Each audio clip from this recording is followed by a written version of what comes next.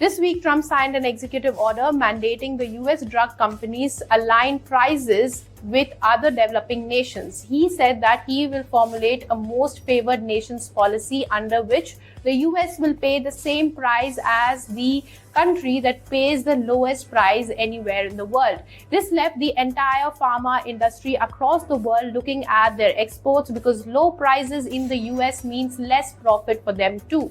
Typically, the prices in US for prescription drugs are much higher, often 2.5 times more than other countries where the prices are negotiated by the governments.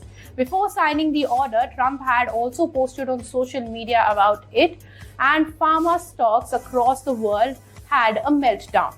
In London, shares of pharma companies like AstraZeneca and GSK fell up to 5% after the announcement was made. Shares of Denmark's Novo Nordisk also fell 7.5% in Copenhagen. In South Korea, also, the stocks had fallen by up to 5%. In Hong Kong, too, some stocks fell up to 9%. In Japan, pharma sector index fell more than 4%, and in India, too, there was a decline on May 12th.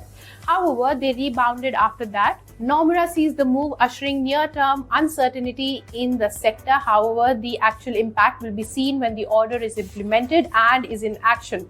The order has been described as a negative for specialty and branded segment and a mixed bag for generics. Experts say that the generic drug makers are slightly insulated because unless US uses India or other emerging markets as the benchmark in its international reference pricing model, it will not be impacted as much. Margins of distributors could face pressure too. The order has not been implemented yet, and a lot of details are yet to be out. In 30 days, the details will be more clear. But for India, US accounts for nearly a third of its pharma exports. Indian companies that rely on profits from US exports will be hit. Nomura believes that Sun Pharma will be hit hardest as it has significant US footprint. Some of its drugs are 4 times more expensive in the US than developing nations.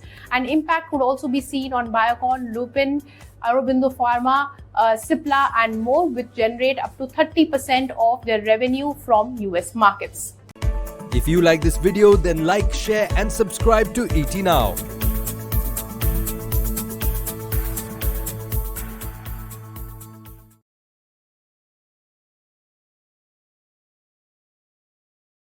If you like this video, then like, share and subscribe to ET Now.